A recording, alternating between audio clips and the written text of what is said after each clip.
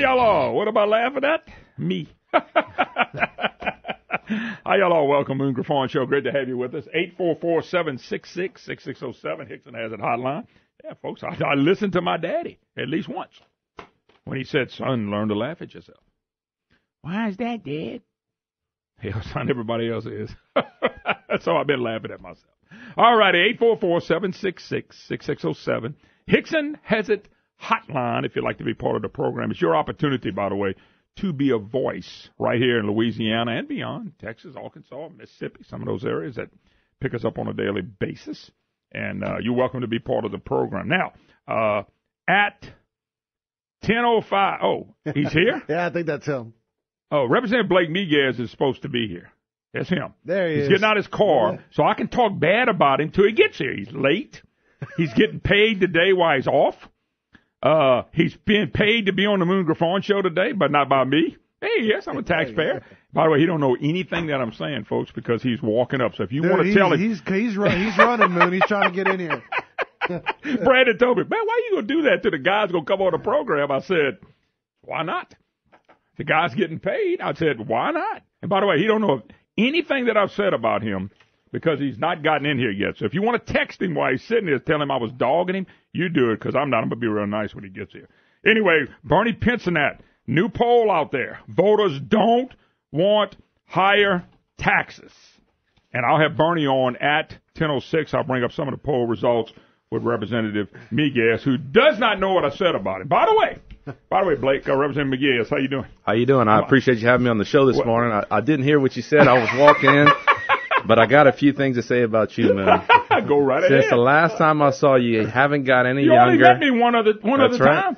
Since the last time I saw you, you haven't got any younger, and you haven't got any better looking, but you're still tall. So I guess Baton Rouge has been stressing you out a little bit. Two things I never heard.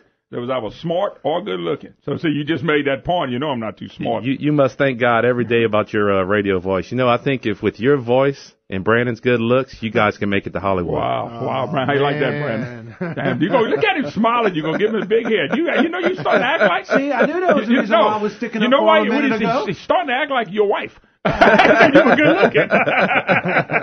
Actually, if you get some text messages today, I did dog you. I said, Blake is off today like all representatives, so he's being paid to be on the Moon Griffon Show. I said, but I'm not paying him. But then again, I said, well, hold up, I'm a taxpayer. I am paying. First of all, good to see you. Hey, there's a lot of stuff to talk to you about today. I'll start this way. I've been really pleasantly surprised. I actually, I'm not a Republican anymore.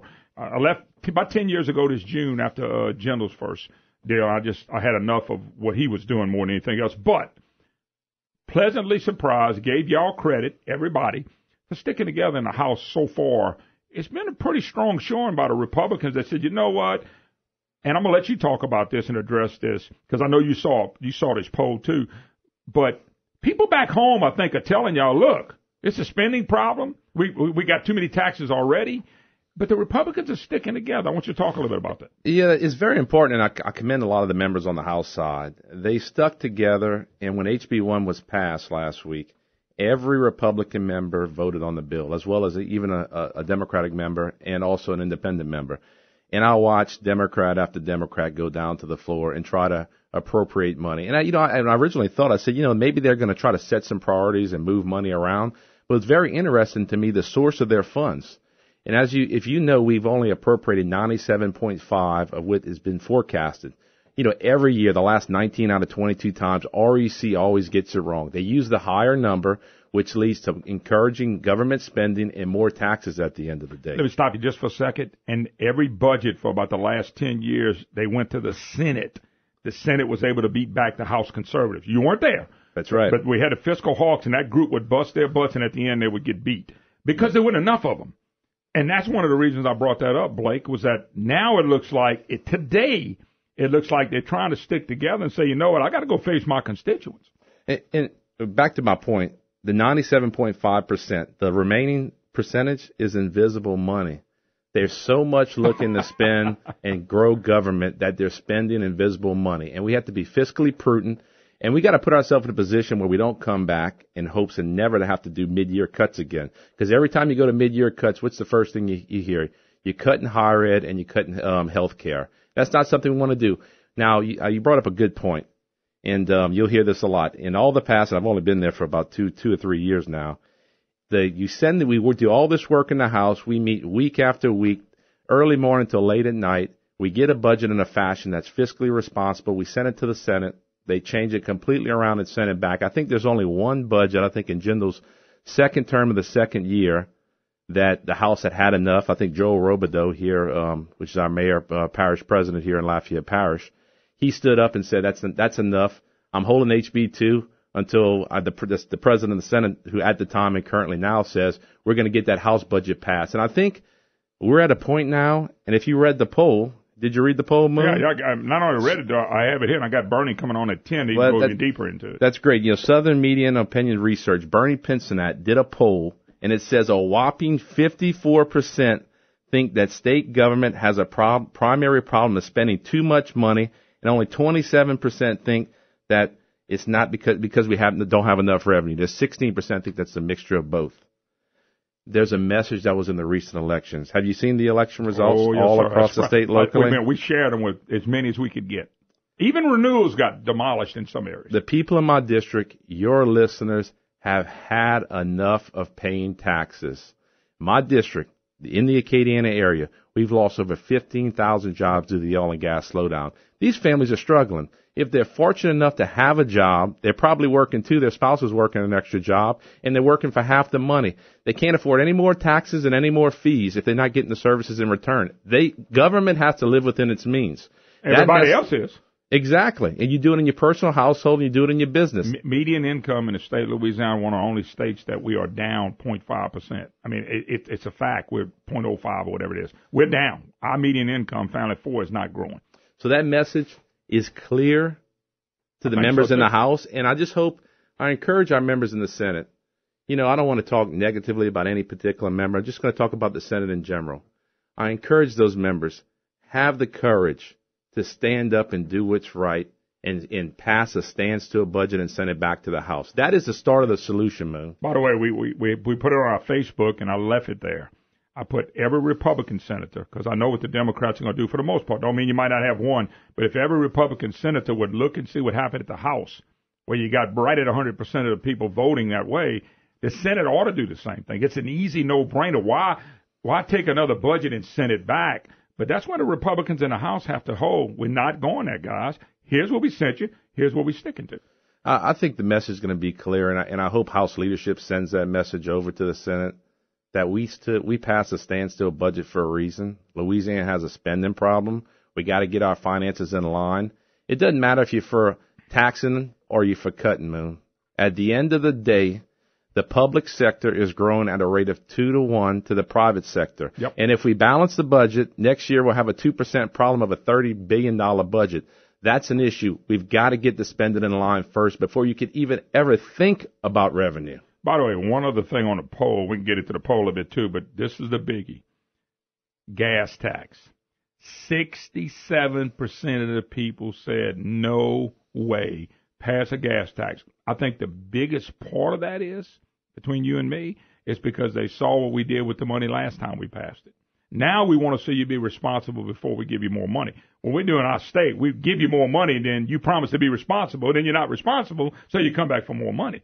$13 billion backlog in roads, Blake, is not because we didn't have money to fix them and maintain them and keep them going. And they talk about it only 7 cents on the dollar now. It's because we didn't have a priority of fixing the roads as we got money in. That was a problem. So people are looking back. If I'm a delegate from any community in the state of Louisiana, I'm not looking to raise taxes. People have sent a message on the vote. They sent a message in the House. And now they want the Senate to do the same thing. And I know you're encouraging them, and I don't blame you. Well, Moon, your listeners and the people in my district have some common sense. You don't throw good money at bad money. Where's the money going? Yep.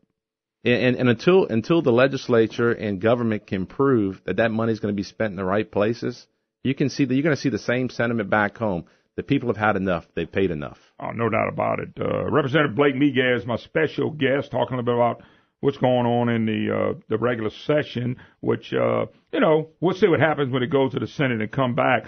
Are you encouraged, last question before I take a break, are you encouraged? Do you really believe in your heart that the House is going to hold? When the budget comes back from Malario, do you believe it's going to hold? You know, there's going to be a lot of pressure on members, but I'm so ecstatic to see that we've held for the first round.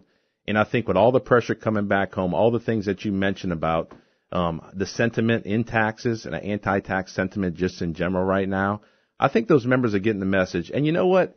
Earlier I commended the members in the legislature, but they don't get the credit, really, Moon. The real credit goes to the constituents back home, the business owners that took time out of their day instead of making money and profit, which is tough to do at this time, went to the Ways and Means Committee, went to the Capitol and said, we've had enough, we've paid enough, get your spending in line. Live within your means, Show Moon. us a couple of years that you're going to do that. Let me take a break. 844-766-6607. Hickson has it hotline. When we get back, I will put the big question to Blake.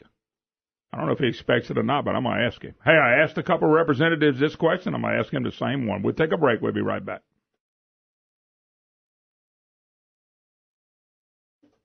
Hi, y'all. Welcome back. Moon Griffon Show. Great to have you with us. 844-766-6607. Hickson has it hotline. By the way, more with Bernie Pincinat at the 10 o'clock hour. Bernie on his poll. Kind of tell you what's going on with the governor, with taxes, what's the heart and soul of the Louisiana people and what we're thinking. And so we'll get to all that as the program evolves. Blake Miguez, nice enough to come in this morning on a day off. Oh, they never stop ripping. By the way, you don't determine that anyway. That's right. You don't determine that anyway. I'm just a lonely freshman. I've been gigging them because I think y'all been off every Friday, Saturday, Sunday. Now, when I say off, I know you come back and go to work and y'all still do stuff here, but the per diem kicks in, and it kicks in from the start to the finish. And that's the only reason I'm saying it, but you don't make that call. No, actually, you get paid per diem whenever you show up at the Capitol, so you're actually saving about $153 a day by me being there. All right, Blake, big question for you. Okay, what's the question? I've had several elected officials on, and one of them didn't want to answer the question, but I'm going to ask you. Are you going to vote for any taxes, real tax increases that they're trying to get that takes 2/3 vote? No. Gas tax included? Let me cut you off. Gas tax included. Not no, but hell no. Yeah. Okay, you know what we need? We need more people paying less taxes and not less people paying more taxes. You can't simply tax your way to prosperity. I just talked to you earlier and I told you all the people laid off in our area, over 15,000 people. There are a lot of people that have either left the state or businesses that have closed the doors. You can't simply continue to tax the few that are left. You know, it's just not going to work. Governor Edwards' tax all Louisianian plan is not going to work for me. And until I see a standstill budget, I'm not going to consider any type of revenue. By the way, let me back you up on that because I thought about that today. I said, I was talking to myself. I said, Brandon's going, he knows I do. I thought, okay, so we give them more money. What is the part of the legislature and the state government? When did they change something?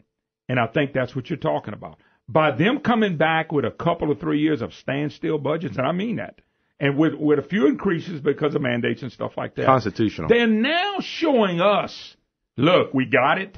We're going to take what we got and make the best of it. If you do that with the people of Louisiana and they see you making progress, then you might come back and they may give you something. But when do they, I'm talking about the legislature and the government, when do they make a change that we see and go, thank you?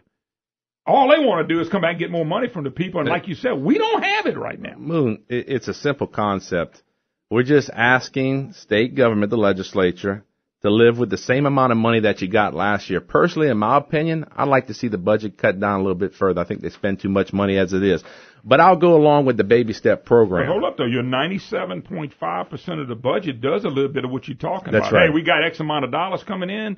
We're going to not spend every penny. You don't want to do that in your business. You don't want to do that in your personal life, your home life. Why should government spend every penny they get? Well, Moon, it's invisible money. That money is not actually going to come in. And now, Moon, if it does, and they already see, let's say they actually get it right for a change and that money comes in, we'll actually have a surplus, they're projecting of about $235 million going into next year. Wow. Now, that money can be used on the roads. That money can be used on paying down the unfunded accrued liability, infrastructure items, those priority lists that we have.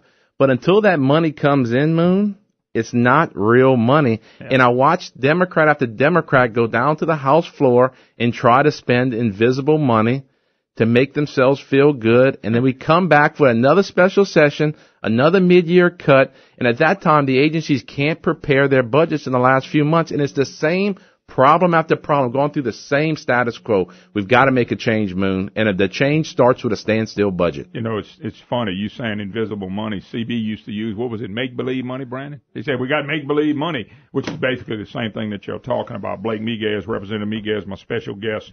Blake, I don't know if I have enough time for you to answer this next one.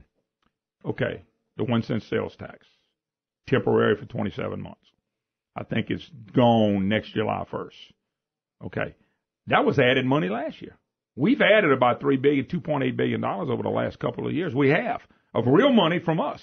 What do you do with that money? Because once they stick it in there, they say, well, we got to live at this level. What do we do about that? Because that's something coming up. And I got to tell you, and I told this to Brandon, I would much rather, if y'all going to keep it like it is, and I wish they didn't, I'd much rather have the sales tax than go and tax people on the income.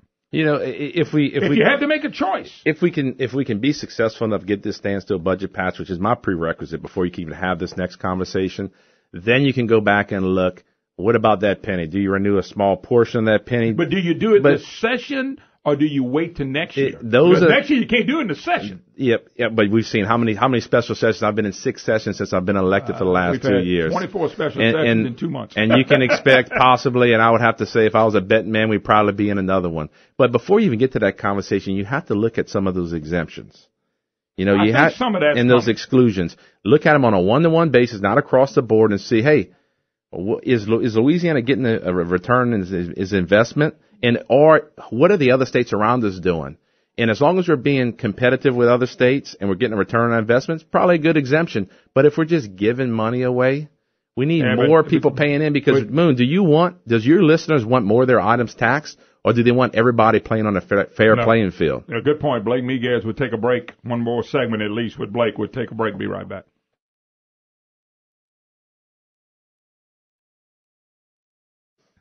Actually, I laugh at Brandon laughing at me more than I laugh at y'all. I think Brandon uses me for stress release and entertainment. I'm convinced of that already. Oh, by the way, today's payday. Don't let me forget. It's raining out there. I don't know if I can get the checkbook. All right. I'll take cash, too. I know. You can have all the cash I got. I got $20.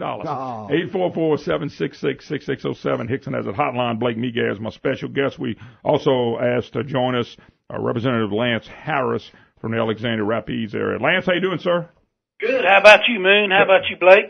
Doing well. By the way, Blake was late, and I talked bad about it for just a minute or two. But I can't talk bad about you. You weren't late.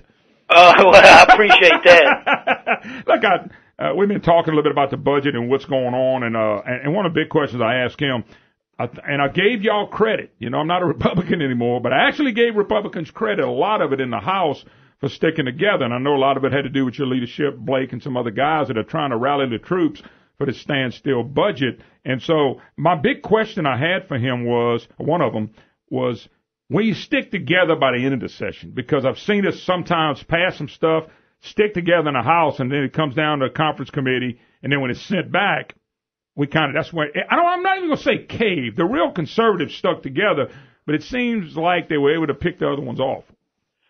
Well, I think, Moon, this is like something I've never seen before, how close-knit our delegation is.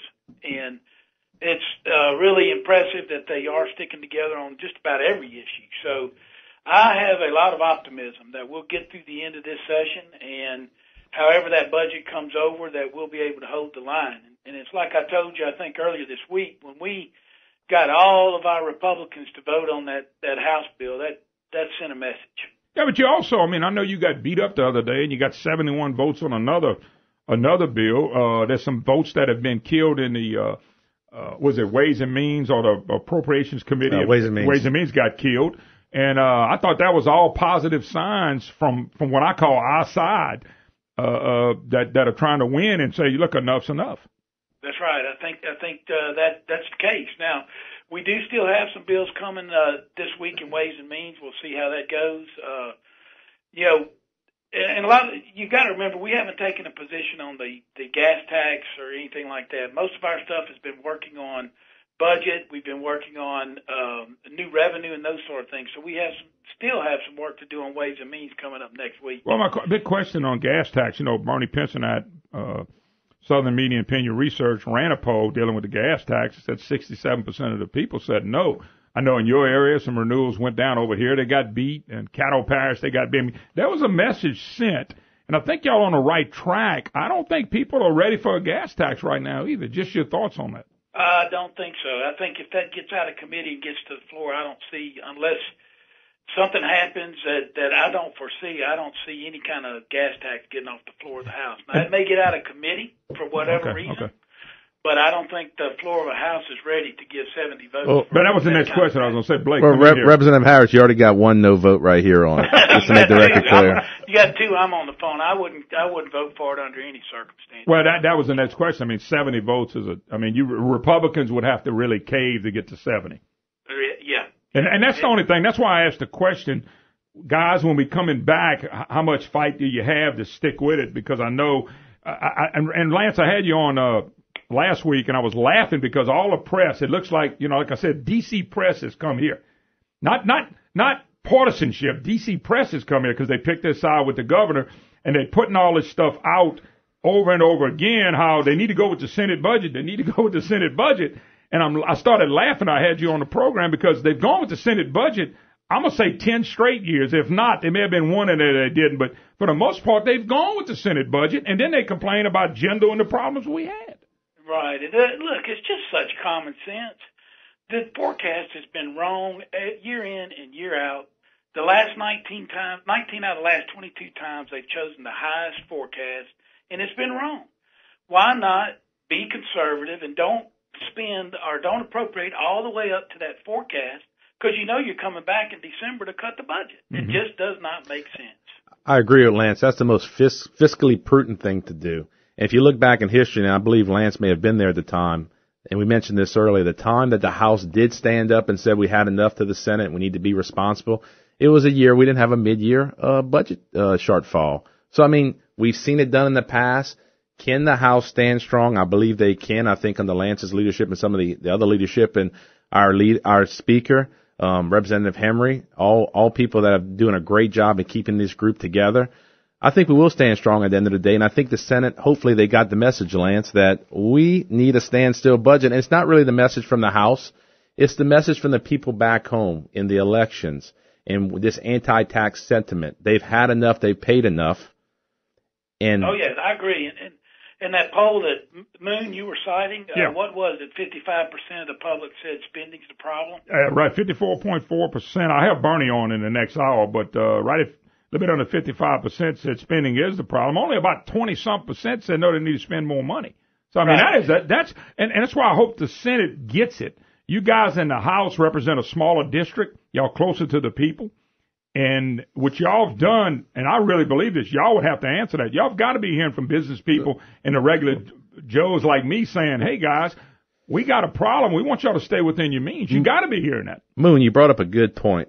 The House of the Representatives was set up to be very close to the people. And I'm just asking the Senate to join hands with the House for a change, and let's represent the people and not the governor. Yeah, there's no doubt about it. And look, when that poll came out yesterday, I sent it to all the delegation and I sent it over to the senators. And, our messaging is working. We've changed the conversation in Baton Rouge. It's about spending. It's about being responsible in your spending before you even talk about new revenue. And that's, I think we've gotten that message out, and hopefully the senators will read that poll and say, golly, the guys are right. The Louisianians are speaking through this poll. We can't let all this stuff happen. Yeah, no doubt about it. The press tried to spin it a little bit. They said voters don't want high taxes, but they don't want cuts to hospitals and TOPS. And I think the TOPS thing affects a lot of middle class people with kids trying to get there. And on the flip side, when you look at hospitals, the hospitals have done a pretty good job of acting like there's no money coming to them.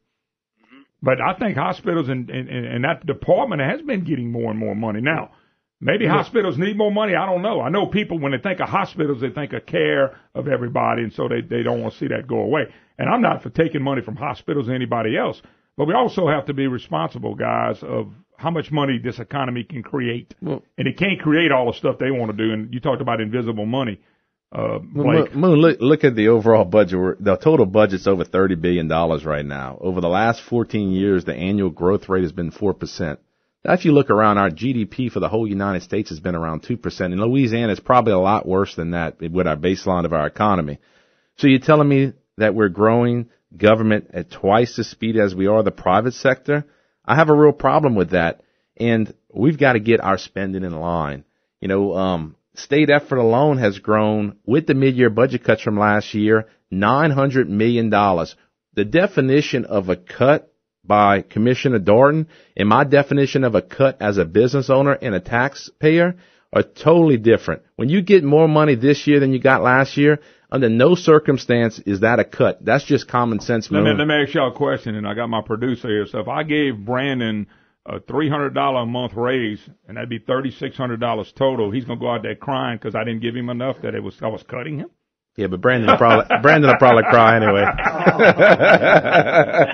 but I mean, would y'all laugh at him if he said, "Man, Moon only gave me $3,600 raise"? You know what? I suggest Brandon goes to Commissioner Darden and try to get a job with him because he'd probably get a lot more money. I want my ship to come in too. All right, let me do this. Let me take a break. Lance, can you hold one more segment? Sure can. I got Representative Lance Harris, Representative Blake Miguez, who, by the way, are on the right track for what's going on in Baton Rouge. We need the senators to do the same thing. Go to my Facebook, Moon Griffon. I got the number, and every Republican senator that needs to be called and told, stick with House Bill 1 with what the House did. It's important. It's important you do it as well. But take a break. You're listening to the Moon Griffon Show. Hi, y'all. Welcome back. Moon Griffon Show. Great to have you with us. 844-766-6607. Hickson has it. Hotline. Representative Blake Miguez, my special guest, along with Representative Lance Harris, two guys that are really fighting for what's right in Baton Rouge, yet they get beat up all the time by the press. Hey, Lance and Blake, one of the things I kind of got a kick out of, and they play with numbers. Let's just be honest, they want massive tax increases.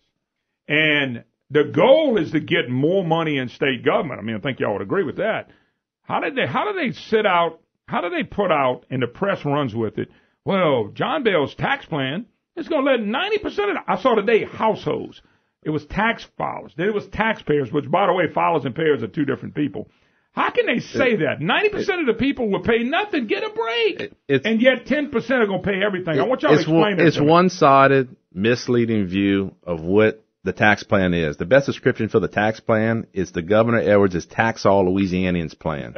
Because at the end of the day, when you put all the taxes on business, it stifles the economy.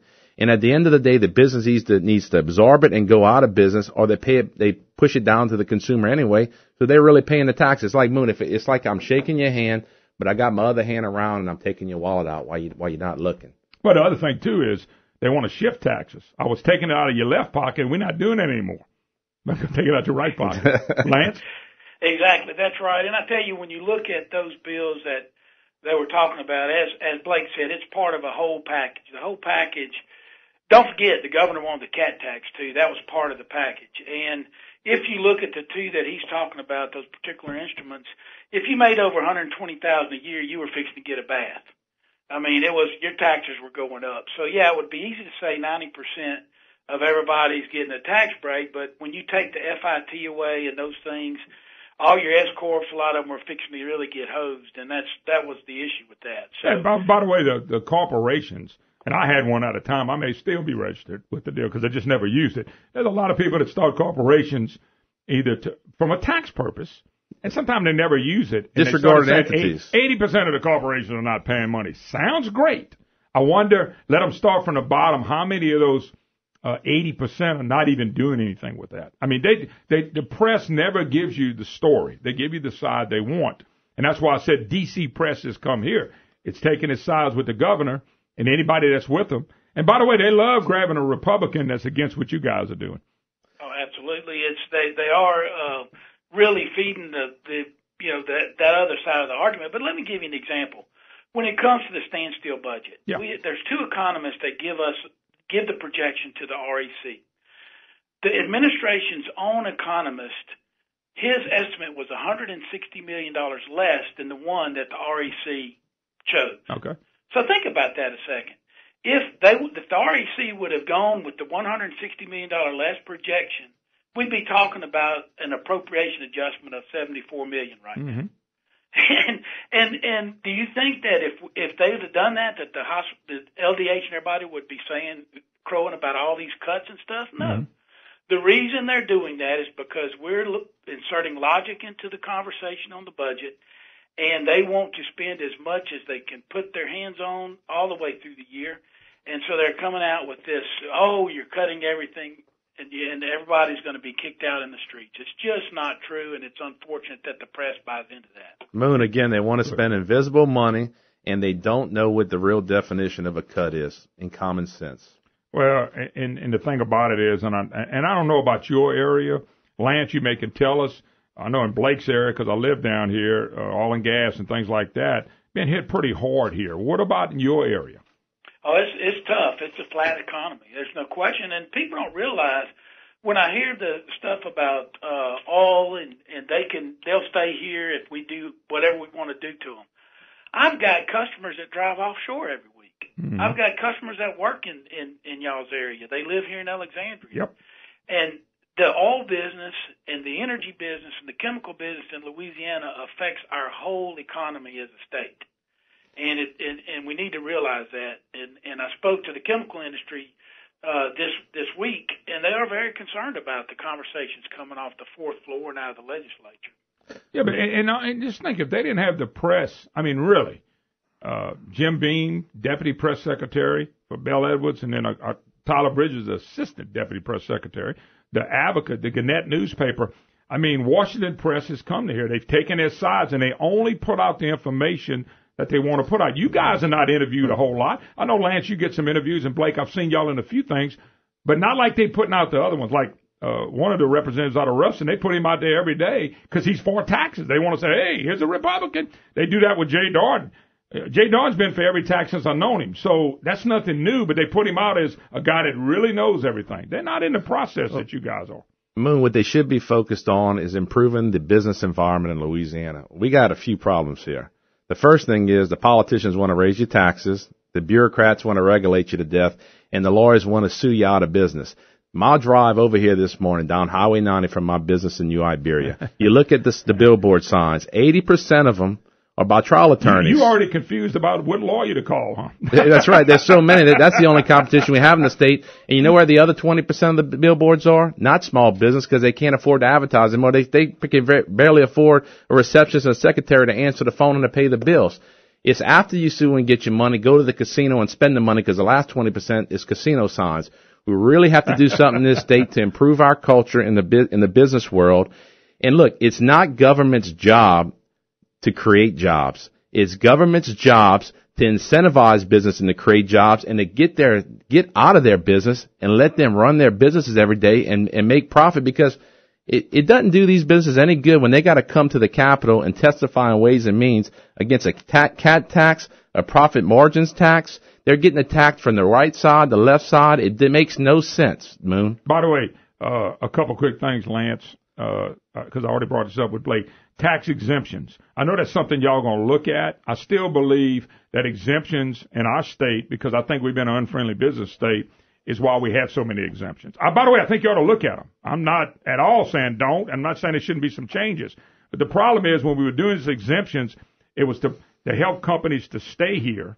And then what happens is nobody ever followed up to say, okay, you got this, what did we get? And I think that's been the problem with exemptions big time. I just wish we would cut business taxes and then everybody would want to come here. Everybody here would do better. Well, we need to do that. We need to clean up the business tax environment. We do need to look at the exemptions. And I was talking to a company that came to Louisiana under the previous administration, and when you start talking about messing with their exemptions now, they're wondering, well, why in the world did we make the investment here? But let me tell you, Lance, we've been famous. You ever heard me on the program? I've said this for 10 to 15 years. We are awesome making rules and then changing them. Making rules and then changing. This solar panel argument was a great deal. I don't know if that was a good or bad deal. Probably was a bad deal. But when you get somebody that buys into that and they expected money back and you say, oh, we're cutting the program out, that's not fair. That makes us look horrible. And it's commitments. We had a commitment on the TOPS program. But, going back to what I talked about incentivizing businesses to create jobs. The oil and gas business is tanked in the Acadiana area. We talked about the 15,000 jobs lost here, another 15,000 or more in Houma and Thibodaux area. We need to develop a comprehensive plan. And I invite the executive branch to tune in with the legislature on how to uplift the oil and gas business. And Moon, I want to mention one piece of legislation that's a step in the right direction. Chairman Stuart Bishop is offering a bill to incentivize oil and gas companies to come back into Louisiana and to make these abandoned wells to start to address the abandoned well situation, address the orphan well situation, give them a little bit of a cut. If you come back in and you work these wells, we'll cut you a break. Otherwise, they're not going to do any activity on these wells and then invest in another state. It's common sense bills like that which is going to bring Louisiana in the right direction. Small reform, a little bit at a time, but we've got to get our environment right. Coastal lawsuits, legacy lawsuits. Yep. That just sends a big black X to the oil and gas companies because, Moon, Louisiana's not the only place that has oil and gas. It's all around the world now. You got it all over our country. They can invest in any place they want to. We want them investing in Louisiana, creating jobs in Louisiana, and especially in the Acadiana area where I'm from. Anything else you want to add, Lance? Well, share some of those jobs up here, Blake, when you make that happen. Blake's trying to get everybody to move from Ellick down here. I tell you what, he's recruiting heavy on this. All right, well, he did a great job, an eloquent job of pointing out what the problem is in Louisiana and what the solution is. Well, he should have. I typed it out for him. I didn't know he could read, man. All right, Lance, God bless. I hope and pray y'all stay in the fight because we got to get out of here. Blake, thanks for coming by. We appreciate you. Now, you take a picture of Blake because this is the second time I've seen him. I'm going to forget what he looks like next time.